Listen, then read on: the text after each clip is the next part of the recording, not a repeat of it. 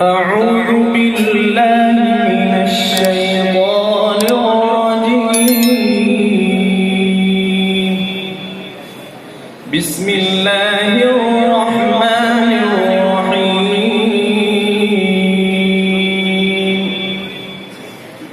ما كان للمشركين أن يعمروا مساجد الله شاهدين على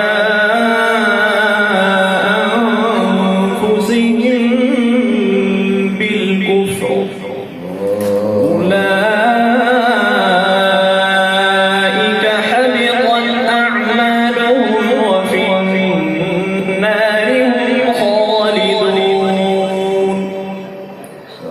إنما يعمر مساجد الله من آمن بالله واليوم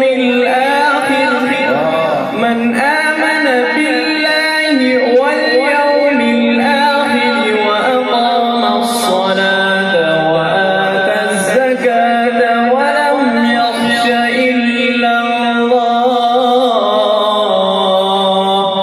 فعسى أولئك أن يكونوا من المهتدين.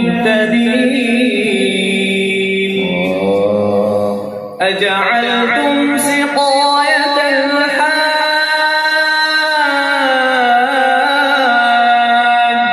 وعمارة المسجد الحرام كمن آمن بالله واليوم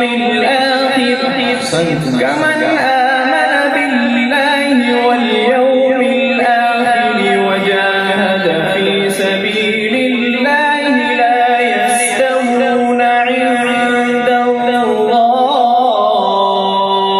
والله لا يهدي القوم الظالمين. الذين آمنوا وهاجروا وجاهدوا في سبيل الله بأموالهم وأنفسهم